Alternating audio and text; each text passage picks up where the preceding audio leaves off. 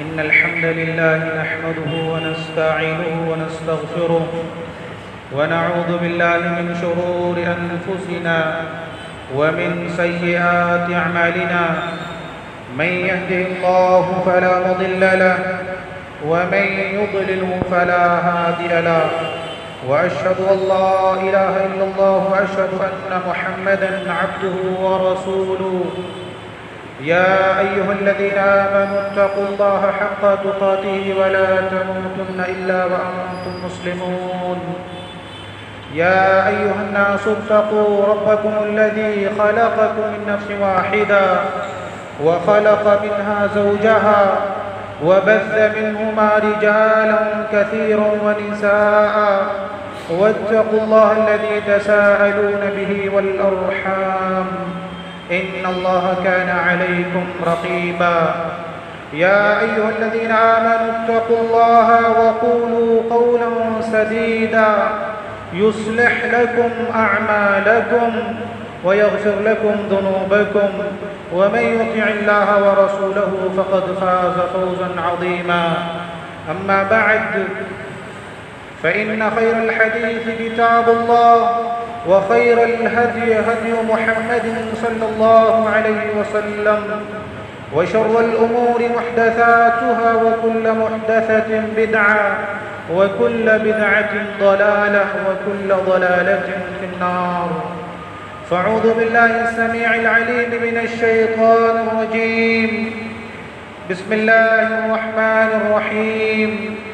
قاف والقرآن المجيد بل عجبوا أن جاءهم منذر منهم فقال الكافرون هذا شيء عجيب.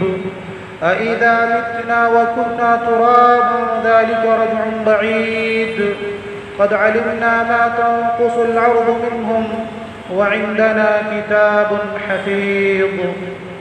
وقال الله تعالى: ومن يعظم شعائر الله فإنها من تقوى القلوب. ہر قسم کی حمد و ثنا، بڑائی و کبریائی اللہ وحدہ لا شریک کے لیے لائق و زیبا ہے۔ بعدہ بے شمار درود و سلام نازل ہو تمام انبیاء کرام پر، خصوصاً ہمارے آخری نبی جناب محمد الرسول اللہ صلی اللہ علیہ وسلم پر۔ محترم بزرگوں اور دوستوں، نوجوان ساتھیوں، پیارے بچوں، پردہ نشین پیاری مائیں اور بہنیں، گزشتہ خطبہ جمعہ میں مساجد کی اہمیت اور فضیلت کے تعلق سے چند باتیں آپ کی خدمت میں پیش کی گئی تھی۔ تمام مسجدوں میں، اللہ رب العالمین کے تمام گھروں میں سب سے بہتر، سب سے افضل اور مقام اور شرف کے لحاظ سے سب سے بڑا جو گھر ہے وہ گھر ہے البیت اللہ الحرام، خانہ کعبہ، جس کے بارے میں اللہ رب العالمین نے ارشاد فرمایا: وَعَهِدْنَا إِلَىٰ إِبْرَاهِيمَ وَإِسْمَاعِيلَ أَن طَهِّرَ بَيْتِيَ لِلطَّائِفِينَ وَالْعَاكِفِينَ وَالرُّكَّعِ السُّجُودِ۔ اللہ رب العالمین نے کہا کہ ہم نے حضرت ابراہیم اور حضرت اسماعیل علیہ السلام کو ان سے یہ عہد لیا، پکا عہد لیا، مضبوط وعدہ کیا، ایسے ہی ہم نے ان کو خانہ کعبہ کے بنانے کی اجازت نہیں دی کہ جاؤ اور بنا کر کے چھوڑ کے چلے جانا۔ وَعَهِدْنَا، ہم نے ان سے مضبوط وعدہ لیا، پکا عہد لیا۔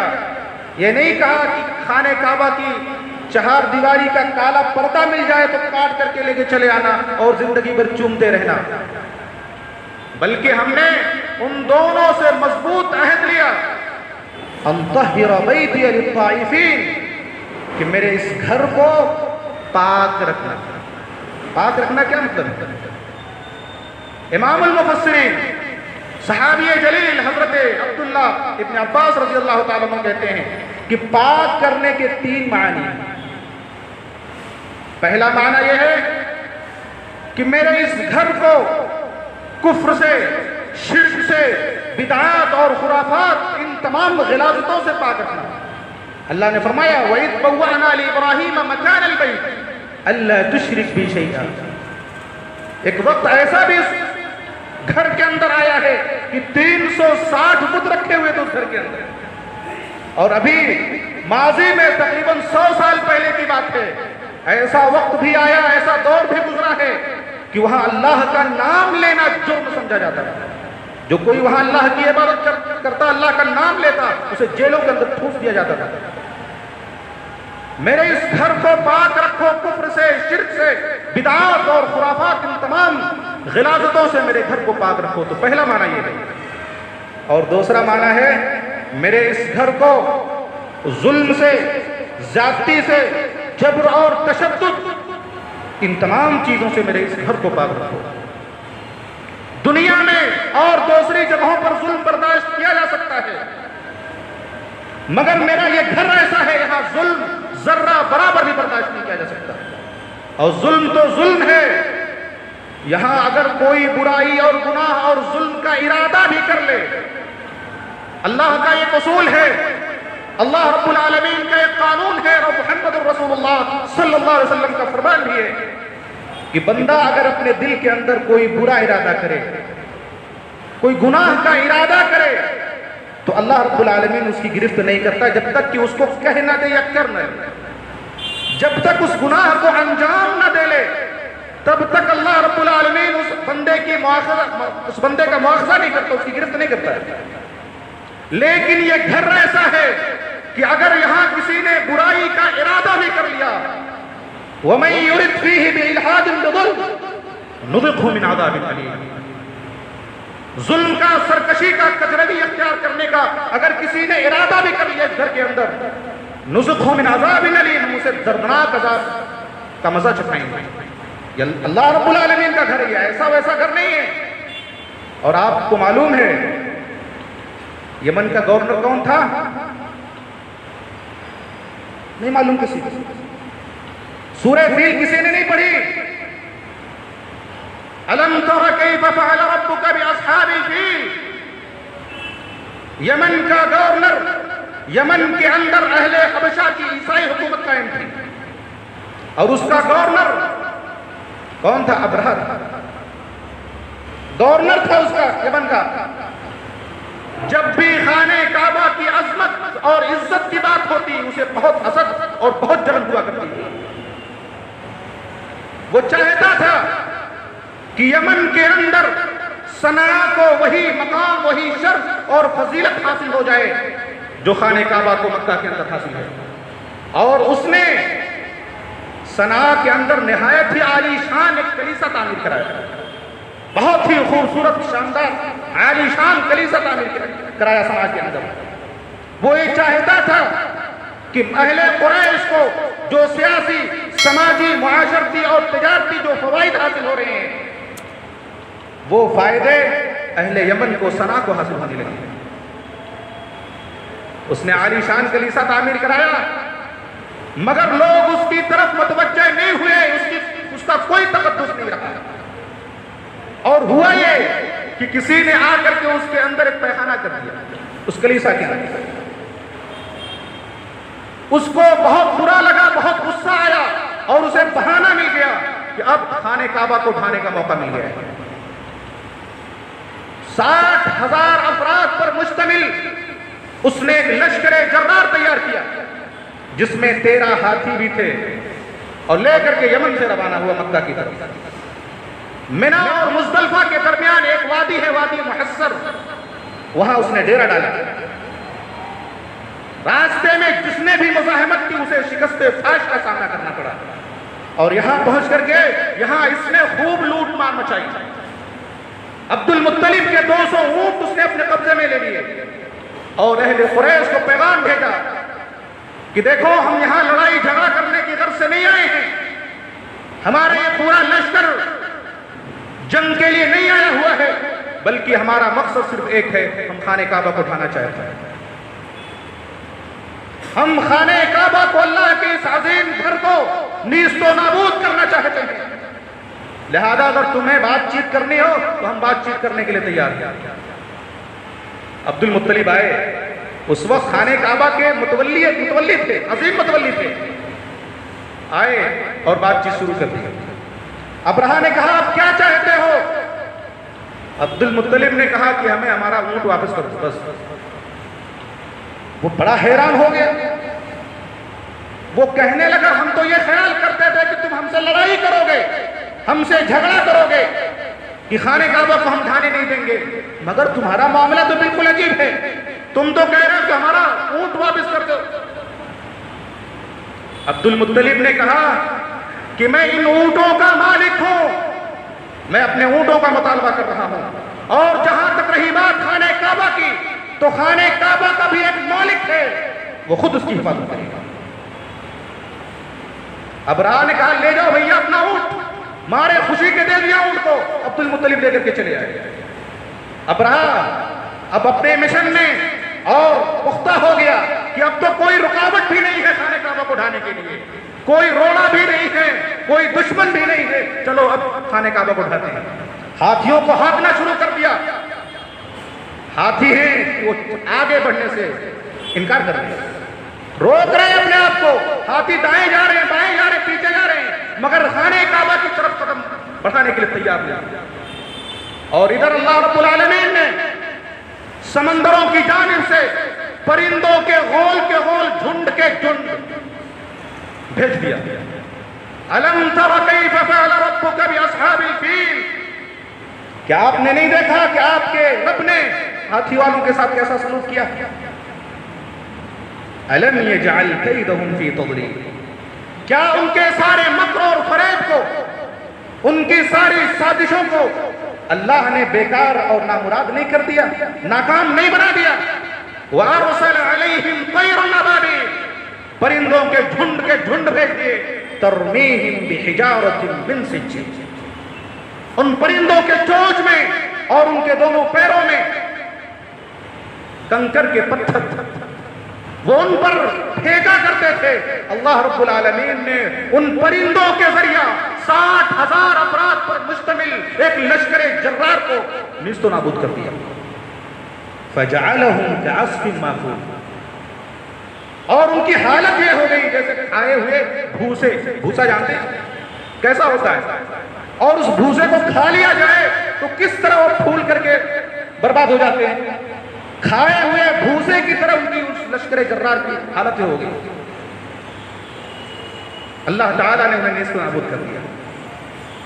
تو اللہ رب العالمین نے کہا میرے اس گھر کو پاک رکھو، ظلم سے، طغیانی اور سرکشی سے، زیادتی سے یہاں ذرہ برابر بھی ظلم برداشت نہیں کیا جا سکتا ہے۔ اور تیسرا معنی ہے میرے اس گھر کو پاک رکھو کوڑے کرکٹ گندگی اور نجاست سے، ان تمام غلاظتوں اور نجاستوں سے میرے اس گھر کو پاک رکھو۔ گویا اللہ رب العالمین نے تمام مسلمانوں کو یہ حکم دیا ہے، یہ صرف اہل حرم کی ڈیوٹی نہیں ہے، یہ صرف مکہ کی ڈیوٹی نہیں ہے مکہ والوں کی، بلکہ دنیا کے تمام مسلمانوں کی ذمہ داری ہے کہ خانہ کعبہ کو ان تمام چیزوں سے، کفر سے، شرک سے، ظلم سے، زیادتی سے، کوڑے کرکٹ اور گندگی سے، ان تمام چیزوں سے پاک رکھا جائے۔ اور وہ تو خانہ کعبہ کا اللہ کا سب سے بڑا گھر ہے، اس سے جو چھوٹے چھوٹے گھر ہیں اللہ کے، یہ جو مسجدیں ہیں، ان مسجدوں کو بھی ان تمام چیزوں سے پاک رکھا جائے۔ اس کے ضمن میں یہ مسجدیں، دنیا بھر کی تمام چھوٹی چھوٹی مسجدیں بھی اس کے ضمن میں آتی ہیں۔ یہ خانہ کعبہ کی عظمت ہے، یہ اللہ کے گھر کی عظمت ہے۔ دوسری عظمت یہ ہے کہ اللہ رب العالمین نے پوری کائنات کے اندر کوئی ایسا گھر نہیں بنایا ہے جس کا حج اور طواف ہوتا ہے، صرف ایک ہی گھر ہے جس کا حج اور طواف ہوتا ہے، کوئی دوسرا گھر نہیں، اور وہ ہے خانہ کعبہ۔ اللہ تعالیٰ نے ارشاد فرمایا وَأَذِّن فِي النَّاسِ بِالْحَجِّ يَأْتُوكَ رِجَالًا وَعَلَى كُلِّ ضَامِرٍ يَأْتِينَ مِنْ كُلِّ فَجٍّ عَمِيقٍ۔ اے ابراہیم تم نے خانہ کعبہ کی تعمیر کر لی، خانہ کعبہ بن کر کے تیار ہو گیا، اب لوگوں میں اعلان کرو، لوگوں میں اعلان کرو۔ یہ اس وقت کی بات ہے جب موبائل نہیں تھا، جب ٹی وی نہیں تھی، جب نیوز چینلز نہیں تھے، بلکہ اس دور کی بات ہے جب لوگوں کی باتیں صرف کانوں سے سنائی دیتی تھی، لوگوں کی باتیں صرف زبان سے سنی جاتی تھی، اس دور کی بات ہے۔ بعض روایتوں میں آتا ہے کہ ابراہیم نے کہا کہ اے اللہ، میں اس جگہ اس پہاڑی پر کھڑے ہو کر کے میں پوری دنیا کے لوگوں تک یہ بات کیسے پہنچا سکتا ہوں؟ اللہ نے کہا ابراہیم، اعلان کرنا تمہارا کام ہے اور دنیا کے لوگوں تک پہنچانا یہ ہمارا کام ہے، اعلان تو کرو۔ اور پھر آگے اللہ نے فرمایا وَلِلَّهِ عَلَى النَّاسِ حِجُّ الْبَيْتِ مَنِ اسْتَطَاعَ إِلَيْهِ سَبِيلًا، اللہ نے مسلمانوں کے اوپر، لوگوں کے اوپر جو صاحب استطاعت ہوں، اس گھر کا حج فرض کرا دیا ہے۔ اور رسول اللہ صلی اللہ علیہ وسلم نے ارشاد فرمایا من اراد الحج فلیتعجل، جو صاحب استطاعت ہو، جس کے پاس مال ہو، جس کے پاس دولت ہو، جس کے پاس بدنی طاقت قوت ہو، وہ حج کرنے کے لیے جلدی کرے۔ ہو سکتا ہے کہ وہ اگلے سال زندہ نہ رہے، ہو سکتا ہے کہ وہ بیمار پڑ جائے، ہو سکتا ہے کہ اس کا مال ضائع ہو جائے، ہو سکتا ہے کہ کوئی رکاوٹ، کوئی پریشانی، کوئی عوائق اس کے سامنے پیش آ جائے، فلیتعجل، اسے جلدی کرے حج کرنے کے لیے۔ لیکن آج المیہ یہ ہے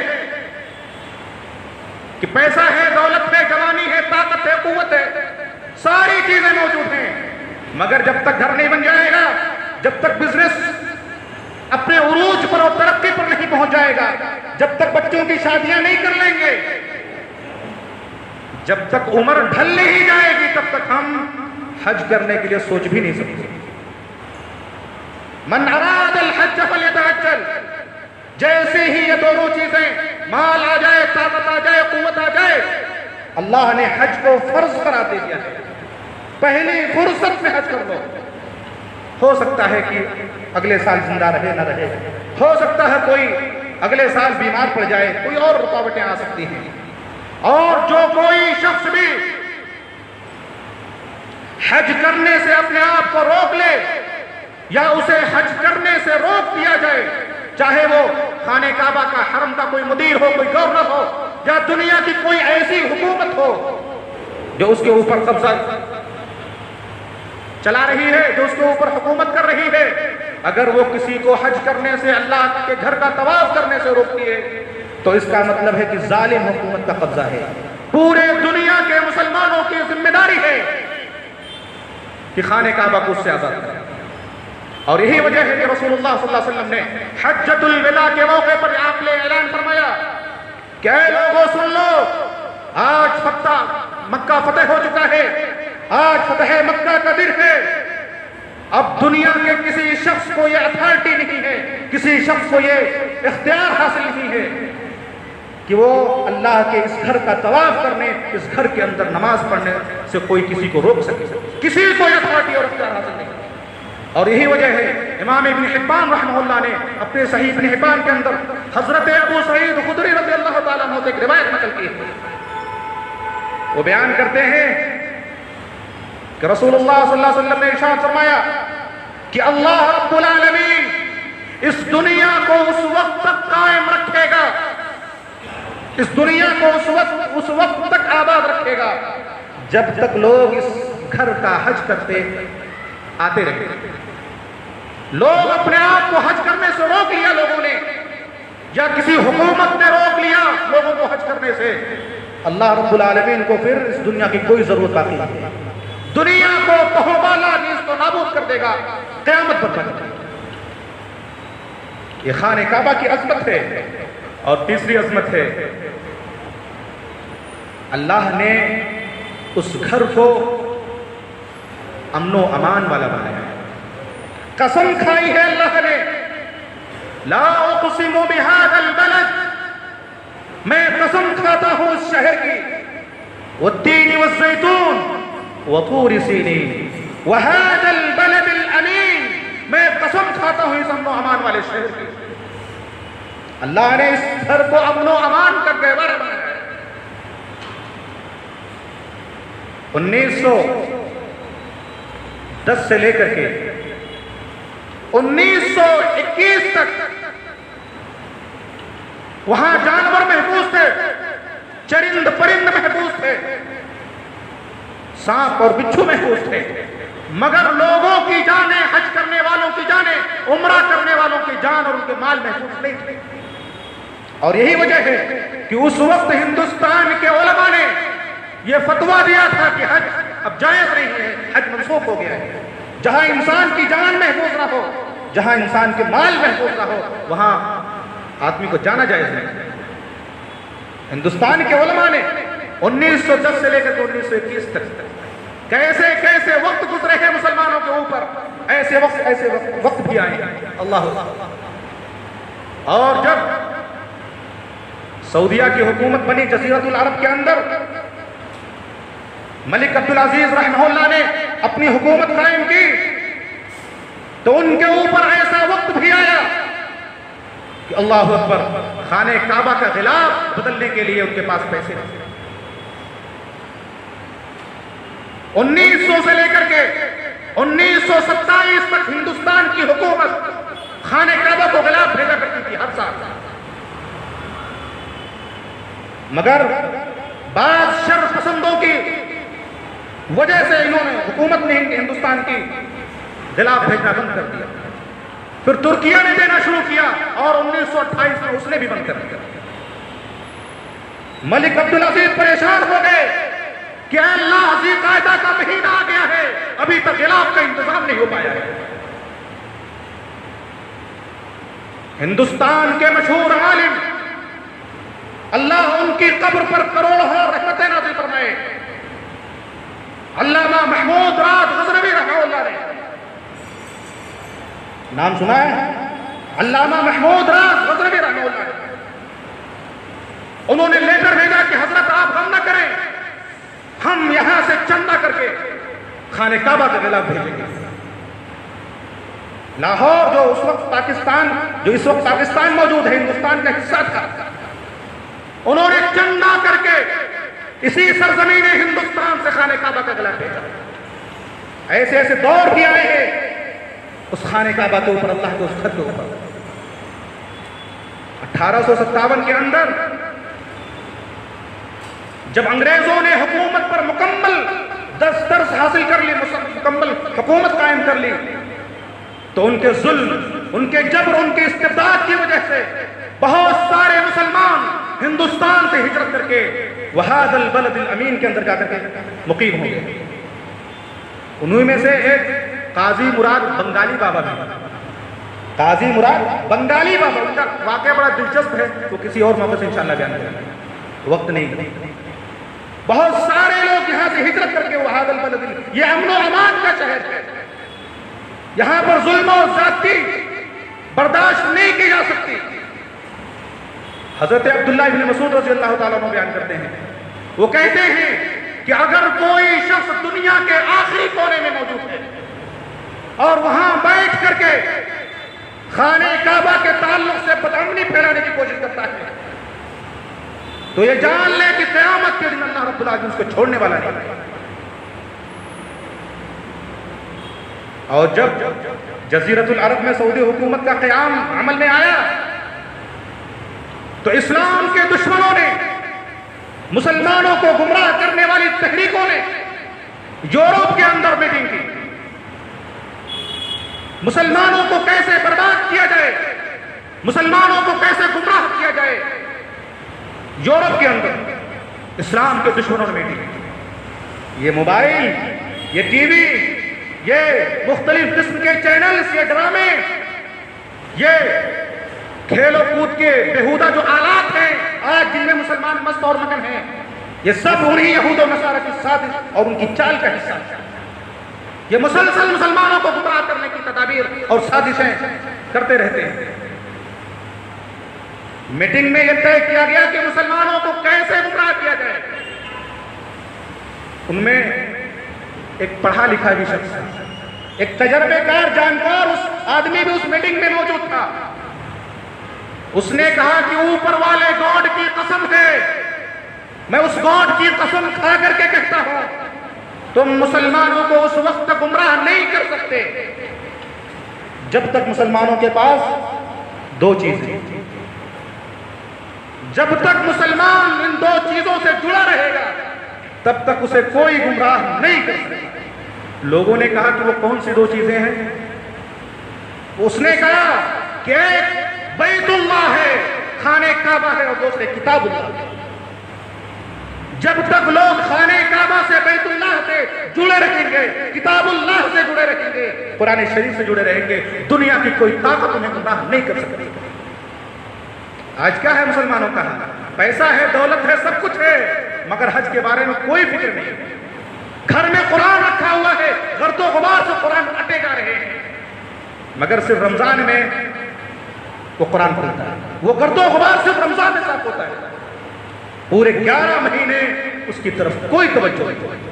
یہ مسلمان ہیں جنہیں دیکھ کے شرمائے۔ ایک دشمن کو معلوم ہے، ایک دشمن گواہی دے رہا ہے، الفضل ما شہدت بخلاف۔ ایک دشمن کہہ رہا ہے کہ ہم انہیں نقصان نہیں پہنچا سکتے، ہم انہیں گمراہ نہیں کر سکتے جب تک یہ دو چیزوں سے، ایک بیت اللہ، دوسرے کتاب اللہ سے جب تک یہ جڑے رہتے ہیں۔ اور آج ہم ہیں کہ خوابوں میں، خیالوں میں مگن ہیں، ہمیں اس جانب کوئی فکر ہی نہیں ہے۔ مسجد تو بنا لی شب بھر میں ایمان کی حرارت والوں نے، من اپنا پرانا پاپی ہے، برسوں میں نمازی بننا۔ یہ حالات ہیں امت کے۔ آج چہار جانب سے جو ظلم اور جس طرح کی سزائیں، عقوبتیں اور پریشانیاں مسلمانوں کے اوپر برس رہی ہیں، وہ کوئی اور ذمہ دار نہیں ہے، یہود و نصارہ ذمہ دار نہیں ہیں، بلکہ خود مسلمان اس کے ذمہ دار ہیں۔ ہم خود اپنے پیروں پر کلہاڑی مار رہے ہیں، مگر ہمیں اس کا کوئی شعور نہیں، کوئی احساس نہیں۔ وَهَذَا الْبَلَدِ الْأَمِينَ، یہ امن و امان کا شہر ہے۔ حضرت ابراہیم نے دعا کی، وَإِذْ قَالَ إِبْرَاهِيمُ رَبِّ اجْعَلْ هَذَا الْبَلَدَ آمِنًا، اے میرے رب میرے اس شہر کو امن و امان والا بنا دے، یہاں ظلم نہیں چلتا، یہاں کوئی ارادہ بھی کر لے تو اسے دردناک عذاب ہوگا۔ خانہ کعبہ کی تیسری عظمت، اللہ تعالی نے فرمایا وَجَعَلَ اللَّهُ الْكَعْبَةَ الْبَيْتَ الْحَرَامِ قِيَامًا لِلنَّاسِ، کہ سنسار کے واسطے دنیا والا سن لو، یہ میرا گھر ہے، کوئی معمولی گھر نہیں ہے۔ ہم نے اس گھر کو لوگوں کے قائم رہنے کا ذریعہ بنایا، لوگوں کے قائم رہنے کا ذریعہ بنایا۔ کیا مطلب؟ جب تک یہ خانہ کعبہ موجود ہے، ہم اور آپ موجود ہیں۔ خانہ کعبہ ختم ہو گیا، ہم اور آپ ختم، یہ دنیا ختم۔ قیام للناس، لوگوں کی بقا، اس دنیا کی بقا کا انحصار خانہ کعبہ کی بقا کے اوپر منحصر ہے۔ جب تک خانہ کعبہ موجود، ہم اور آپ اور دنیا موجود۔ خانہ کعبہ ختم، اس کو ویران کر دیا گیا، ڈھا دیا گیا، دنیا ختم ہو جائے گی، قیامت برپا ہو جائے گی۔ اور اللہ تعالیٰ نے ہدی للناس کہا ہے، ہدی للناس، کہ اے دنیا کے لوگوں سنو، یہ چہار دیواری والا گھر، یہ کالے پردوں والا گھر، یہ پتھر کا بنا ہوا گھر، یہ کوئی معمولی گھر نہیں ہے، بلکہ ہدی للناس ہے، لوگوں کے لیے ہدایت کا ذریعہ ہے۔ جب تک یہ خانہ کعبہ موجود ہے، لوگوں کو ہدایت ملتی رہے گی، لوگوں کو روشنی تقسیم ہوتی رہے گی، ایمان کی، توحید کی۔ میں نے بتایا کہ مسجدیں، اس مسجدوں سے نور پھیلتا ہے، اس مسجدوں سے اسی خانہ کعبہ کی عظمت کی دلیل ہے۔ وہ اللہ کا سب سے بڑا گھر ہے، اور اللہ کا چھوٹے چھوٹے، اللہ کے چھوٹے چھوٹے گھر ہے۔ سینٹر ہے خانہ کعبہ ان مسجدوں کا۔ ان مسجدوں سے جڑو، اور جو بھی اس مسجد سے جڑتا ہے، اللہ اس کی شان کو بڑھا دیتا ہے۔ جس طرح کی بھی طاقت ہے، آپ مسجد سے جڑیں، نمازی بنے، مصلی بنے، اس گھر کے اندر اپنی طاقت اور استطاعت کے مطابق جتنا ہو سکے خرچ کرتے رہتے ہیں، آپ کی شان بڑھ جائے گا۔ حضرت ابراہیم، اللہ رب العالمین کے خلیل، خانہ کعبہ کے سب سے پہلے متولی، اللہ نے کہا اس خانہ کعبہ کو بنا کر چھوڑ کے نہیں چلے جانا، بلکہ اس سے لگے رہنا، اپنی ذریت کو اس کے پیچھے لگا دینا، جب تک یہ ذریت اس کے ساتھ لگی رہے گی تمہاری شان بڑھتی رہے گی۔ لوگوں نے آج مسجدوں کو چھوڑ دیا ہے اور پریشانیوں کا، مصیبتوں کا، مہنگائیوں کا رونا رو رہے ہیں۔ یہ مصیبت آ رہی ہے، یہ پریشانی آ رہی ہے، مہنگائی بڑھ رہی ہے، ظالم حکومت جو ہے لوگ ہمارے اوپر مسلط ہو رہے ہیں۔ مسجدوں کو چھوڑو گے، اللہ کے گھر کو چھوڑو گے، یہ تو کچھ بھی نہیں ہے، یہ مصیبتیں بالکل ہیچ ہیں۔ ایسی اقوام بھی گزری ہیں، ایسے ایسے لوگ بھی گزرے ہیں کہ ان کو بلایا جاتا اور صرف ایک اللہ کو ماننے کی وجہ سے ان کے جسم کے دو ٹکڑے کر دیے جاتے، ان کے جسم پر لوہے کی کنگھیوں سے ان کے جسم کو کے گوشت کو نوچا جاتا تھا۔ ایسے ایسا وقت بھی آیا ہے۔ یہ موب لنچنگ ہو رہی ہے، لوگ ہنگامہ کر رہے ہیں، موب لنچنگ ہو رہی ہے۔ مسجد سے جڑو، مسجد سے اپنے آپ کو لگاؤ، یہی اصل مسلمان، یہی اصل ایمان کا تقاضا ہے۔ لیکن کیا کہا جائے، بہت افسوس اور حد درجہ افسوس ہوتا ہے۔ کاروبار کے لیے وقت ہی وقت ہے، بزنس کے لیے وقت ہی وقت ہے، گھر والوں کے لیے وقت ہی وقت ہے، مسجد میں 5 منٹ آنے کے لیے، 15 منٹ کے لیے وقت ہے۔ یہ ہے آج ہمارا ایمان۔ ابھی اگر کوئی کہے کہ فلاں جگہ پر انعام تقسیم ہو رہا ہے، حکومت پیسے بانٹ رہی ہے، لوگ اپنے سارے کام کاج کو چھوڑ کر کے انعام کو حاصل کرنے کے لیے بھاگنے لگے۔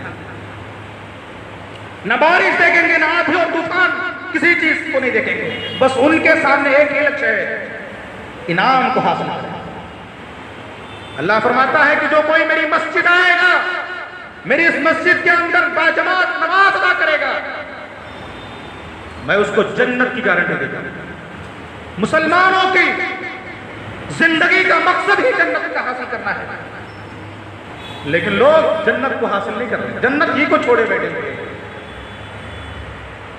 یہ المیہ ہے ہمارے سماج میں۔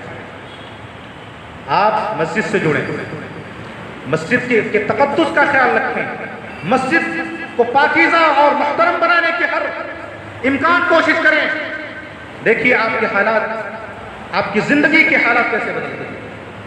یہ اللہ کا وعدہ ہے، ان اللہ لا یغیر ما بقوم حتی یغیر ما بانفسہم۔ اللہ تعالیٰ کسی بھی قوم کے حالات کو اس وقت تک نہیں بدلتا جب تک کہ لوگ خود اپنے آپ کو نہ بدلیں۔ تو ہمیں بدلنا ہوگا، مسجد سے اپنے آپ کو جوڑنا ہوگا۔ اگر ہم مسجد سے نہیں جوڑیں گے اپنے آپ کو، اپنے بچوں کو، اپنی اولاد کو، تو پھر اللہ کے عذاب کا انتظار کیجیے۔ دنیا میں بھی ہم تباہ و برباد ہو کر کے رہ جائیں گے، صفحہ ہستی سے مٹا دیے جائیں گے، اور آخرت میں بھی عذاب علیم سے دوچار ہوں گے۔ اللہ رب العالمین ہمیں اپنے تمام گھروں اور خاص کر کے خانہ کعبہ کی عظمت اور اس کا تقدس ہمارے دلوں کے اندر پیدا فرمائے۔ اللہ تعالی ہمیں اچھی سمجھ اور اچھے عمل کی توفیق عطا فرمائے۔ اللہم احفظ بلادنا، اللہم احفظ مساجدنا، اللہم احفظ ابناءنا، اللہم احفظ امہاتنا، اللہم انصر الاسلام والمسلمین، اللہم اعز الاسلام والمسلمین واذل الشرك والمشركين ودمر اعداء الدين۔ ربنا تقبل منا انك انت السميع العليم وتب علينا انك انت التواب الرحيم۔